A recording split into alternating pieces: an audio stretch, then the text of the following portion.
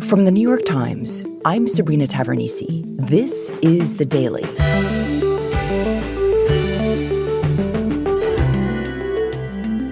Today, more than half of all Americans and 3/4 of all children have now been infected with COVID. My colleague, Apoorva Mandavilli, on what that means for immunity and for the future of COVID.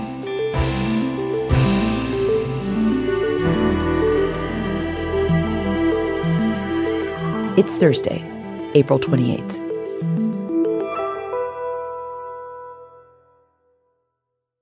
So, Apoorva, I have to tell you that Michael was supposed to be the one having this conversation with you, but he has COVID.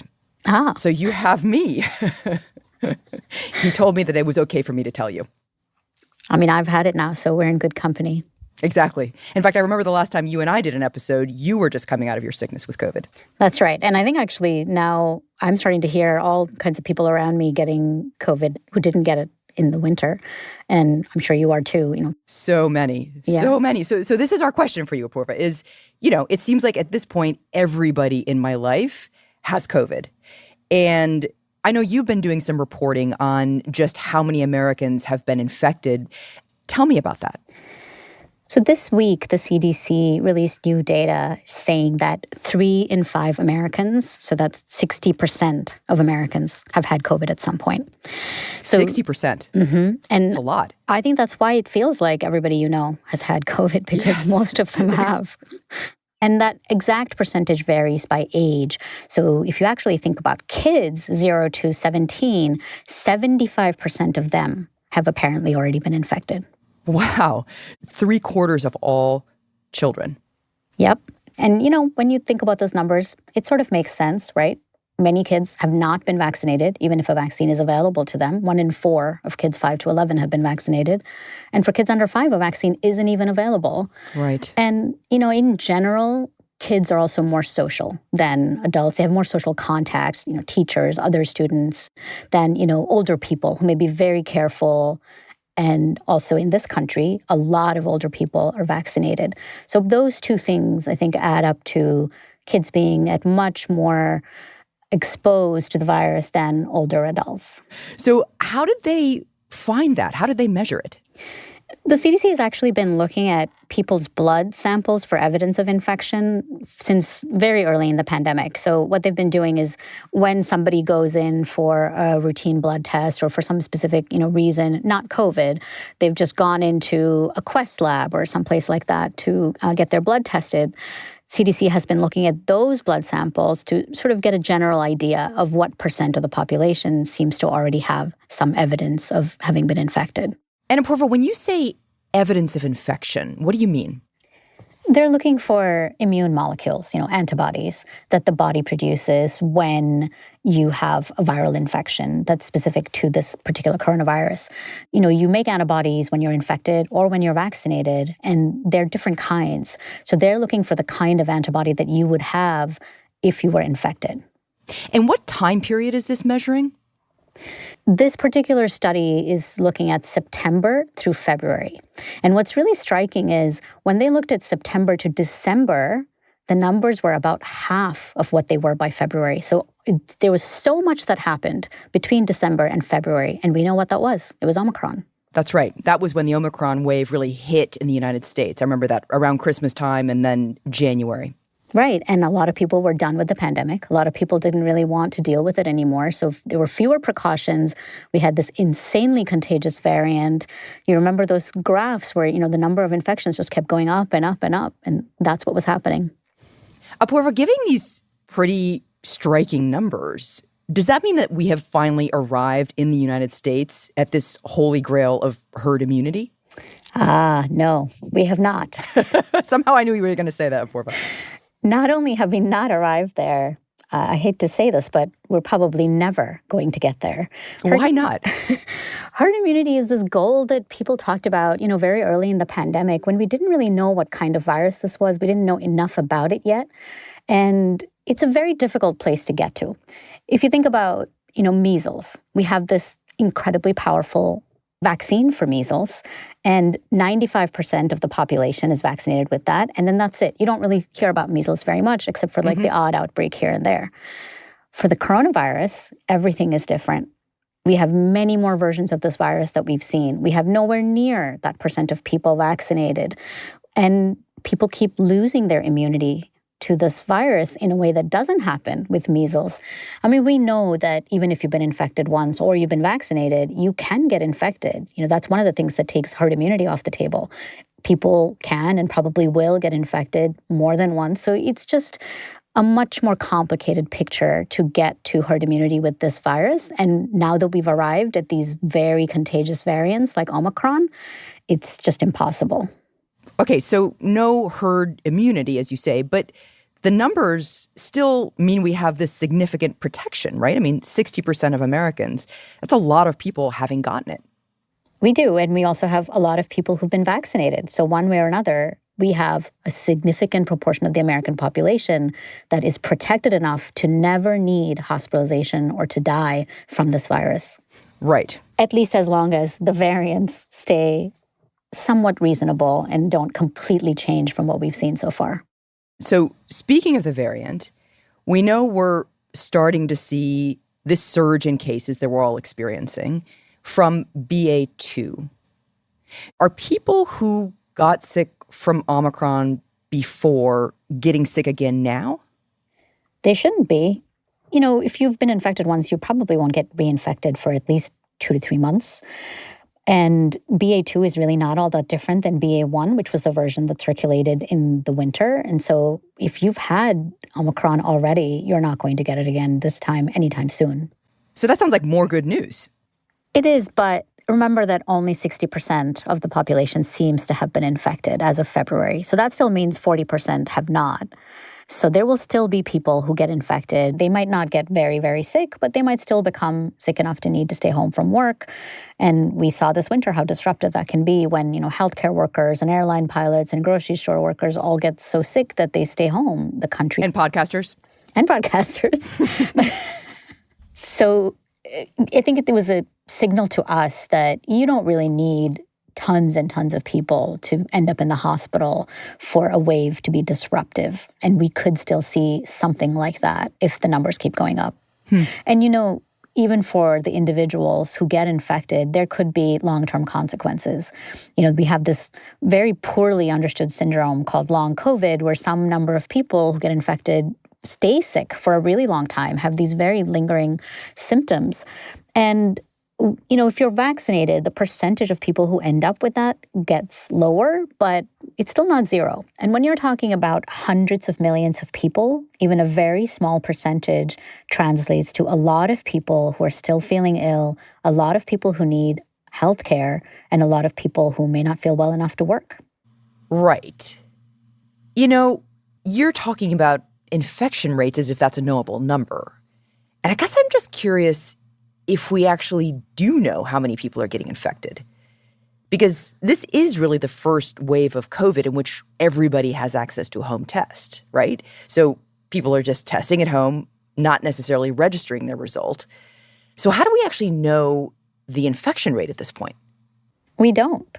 We don't actually know how many people are infected or who is infected.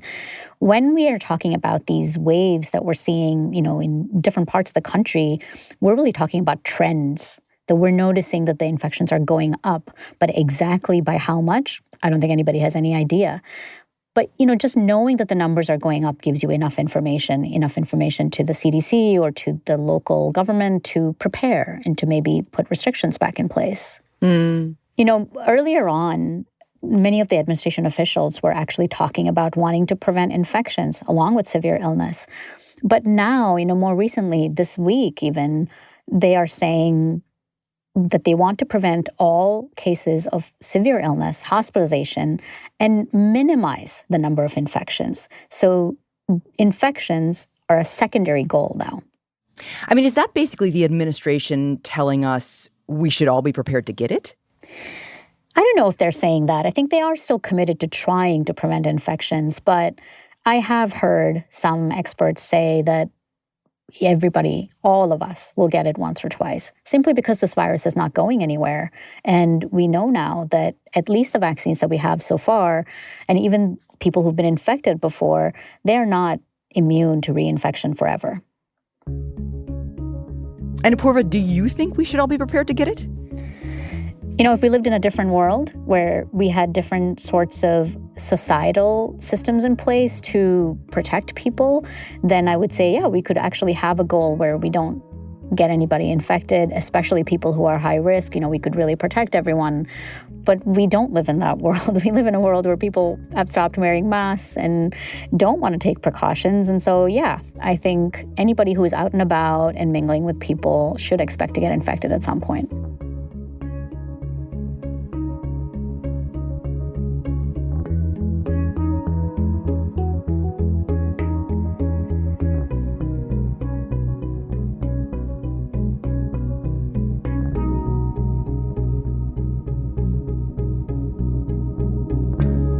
We'll be right back. Hi, I'm Claire Tennisgetter. I'm one of the many names you hear in the list of credits on The Daily every week. A big part of my job as a producer is talking to my colleagues, to New York Times reporters, to get their expertise on the news. But we also want to explore the human side of the news. And so another big part of my job is talking to people about how they're experiencing what's happening in the world. That can mean walking up to people on the street, making cold calls. It's spending months making sure we represent all sides of the story. Whether it's about what shapes our political identities or how we're coping with crises, we always feel like there's something to learn from these conversations. We often hear from listeners that these types of stories are what makes The Daily special, and we want to keep bringing them to you. We can't do that without subscriber support. If you haven't subscribed to The New York Times, you can do that at nytimes.com/subscribe. And thanks. So, Apoorva, you said that most of us have gotten COVID, and the vast majority of kids have gotten COVID. And if we haven't, we should all be prepared to get COVID. I, by the way, have not gotten COVID. So I guess I want to ask then about behavior and how we should live our lives in this current phase, you know, where an infection is pretty likely, right? Let's start with masks. Should I still wear a mask on a plane when it's no longer required? And if everybody sitting around me is not wearing a mask, I mean, should I just skip it? I think that depends so much on your individual risk, and it depends on your risk tolerance.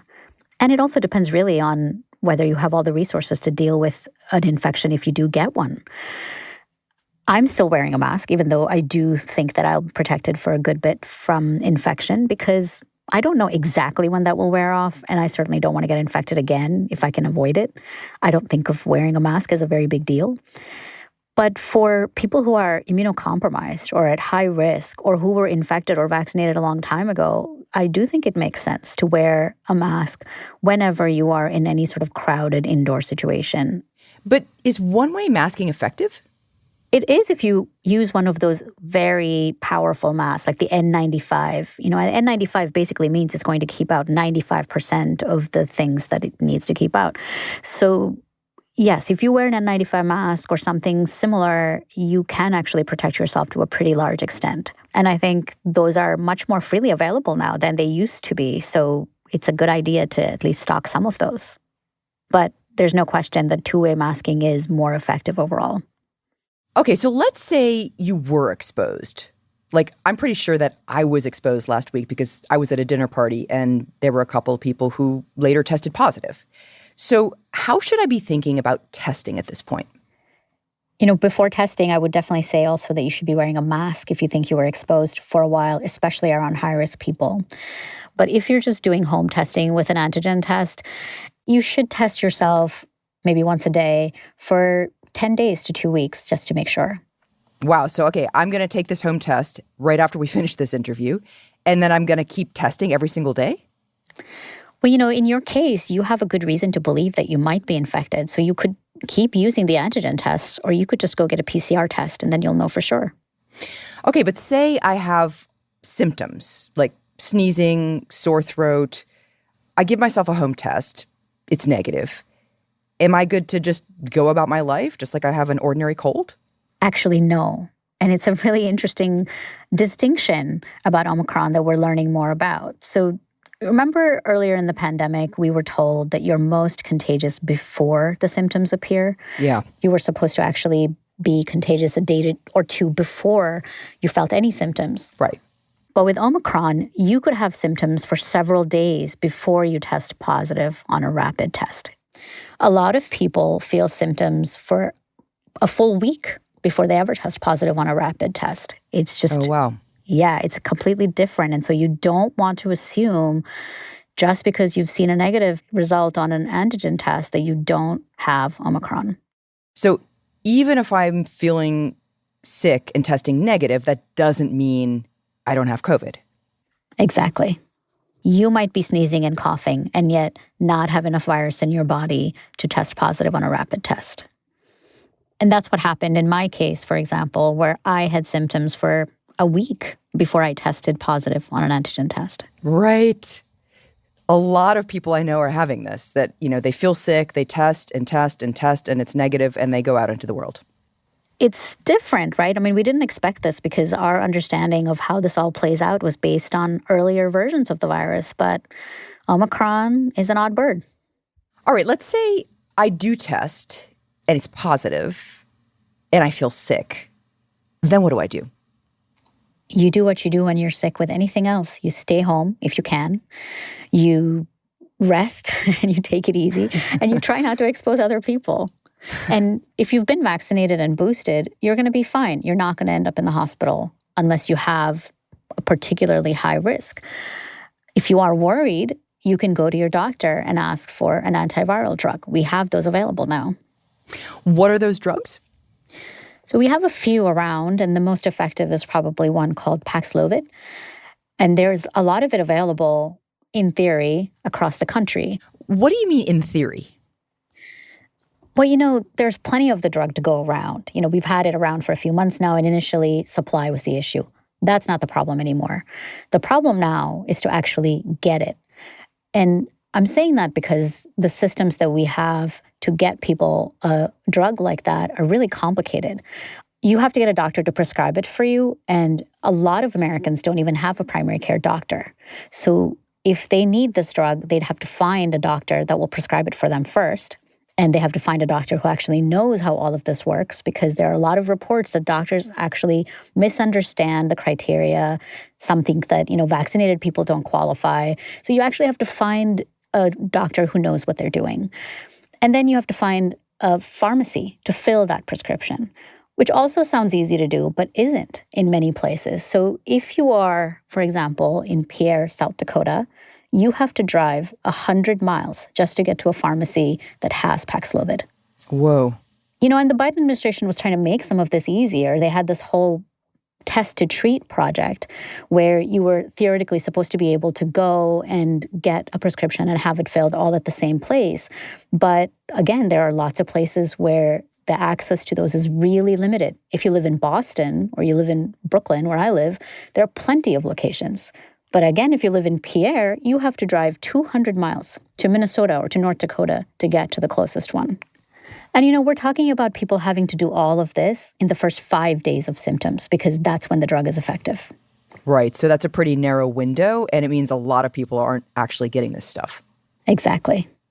But let's say you're one of the lucky ones and you do get it. What should you expect after you take it? Oh, this is actually a very powerful drug. And in clinical trials, it seemed to cut down the risk of hospitalization and death by 88%. Oh, wow. But that's why you have to get it also within the first 5 days of symptoms, because you have to get it before the virus has had a chance to do any damage. So, Apoorva, I have a provocative question. Let's say I do test positive and I have some symptoms. Sore throat, runny nose, but I'm vaccinated. So for me, it's kind of like I just have a cold. And theoretically, I could take Paxlovid, make sure I don't get super sick. Can I get on a plane and go on my vacation or go on a business trip like I would have done, before COVID? If I just had a runny nose, I probably would have gotten on a plane.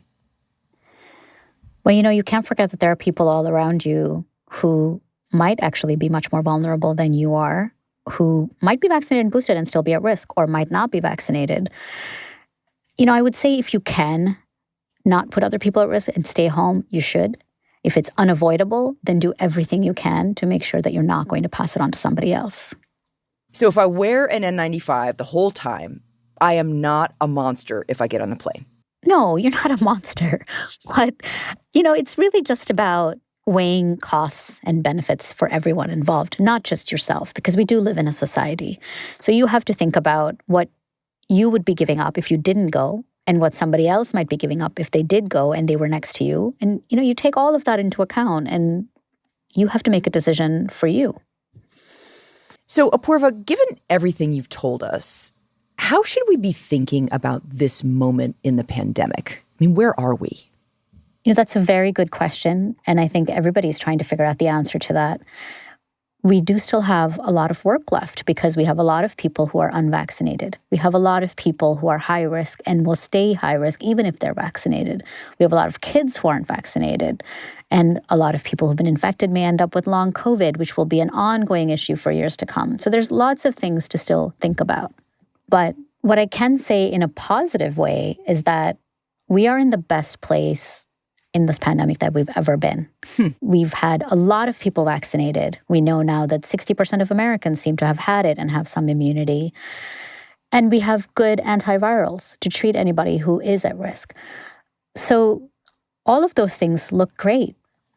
So even though we're in the middle of this surge, at least in the Northeast, we're in the best place we've ever been. I mean, that's kind of amazing. It is amazing.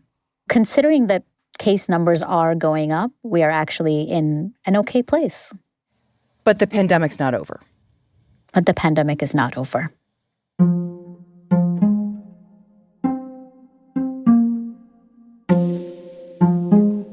If the pandemic is a road trip from California to New York, where are we?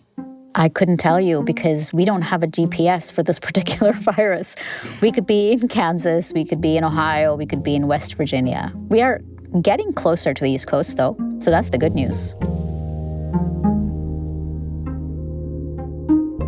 Apoorva, thank you. Thank you.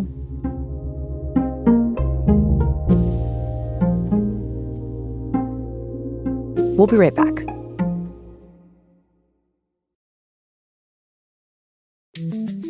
Here's what else you need to know today.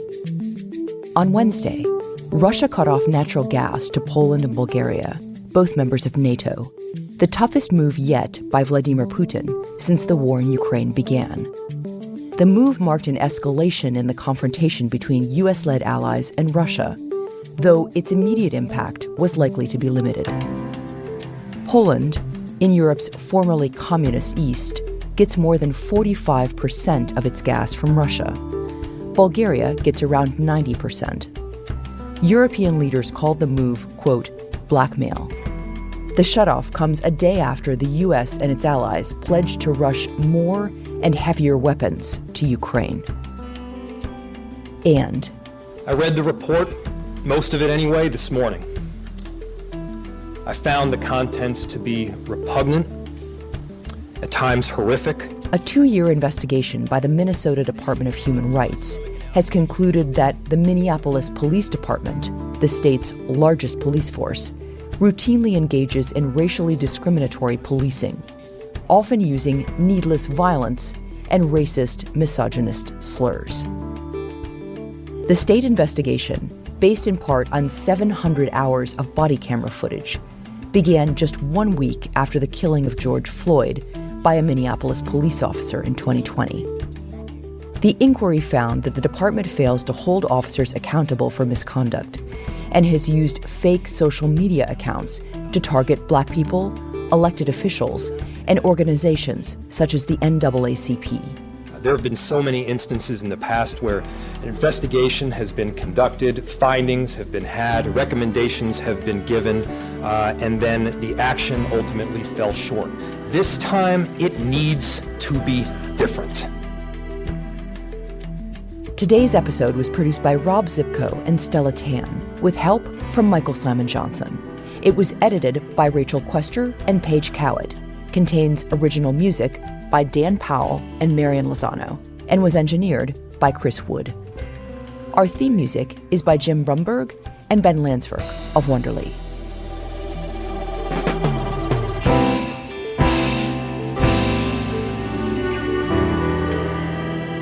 That's it for The Daily. I'm Sabrina Tavernise. See you tomorrow.